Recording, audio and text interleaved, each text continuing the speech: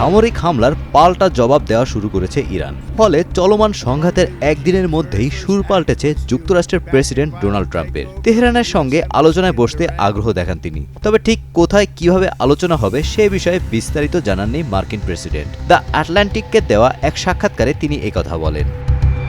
সাক্ষাৎকারে ট্রাম্প জানান যে তেহরানের নতুন নেতৃত্ব তার সঙ্গে আলোচনায় বসতে আগ্রহ দেখিয়েছে এবং তিনিও সে প্রস্তাবে সম্মতি দিয়েছেন। রবিবার সকালে ফ্লোরিডার মার-আ-লাগো ক্লাব থেকে ফোনে দেওয়া এক সাক্ষাৎকারে তিনি বলেন তারা কথা বলতে চায় আর আমি রাজি হয়েছি, খুব শীঘ্রই কথা হবে। তবে ঠিক কবে এই আলোচনা হবে সে বিষয়ে নির্দিষ্ট কোনো তথ্য জানাননি তিনি।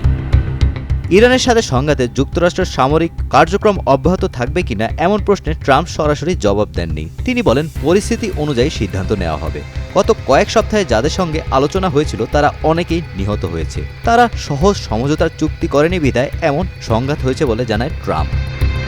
এদিকে অভিযানে ৩ জন মার্কিন সেনা নিহত ও ৫ জন গুরুতর আহত হয়েছেন। এটাই এই অভিযানের প্রথম স্বীকৃত মার্কিন হতাহতের ঘটনা। তবু ট্রাম্পের দাবি এই হামলায় যুক্তরাষ্ট্রের অর্থনীতিতে নেতিবাচক প্রভাব ফেলবে না বা আসন্ন মধ্যবর্তী নির্বাচনে রিপাবলিকানদের প্রচেষ্টাকে ব্যাহত করবে না।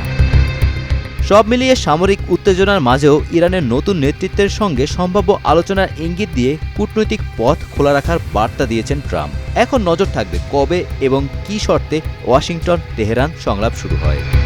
Golam Rabbani, Times today.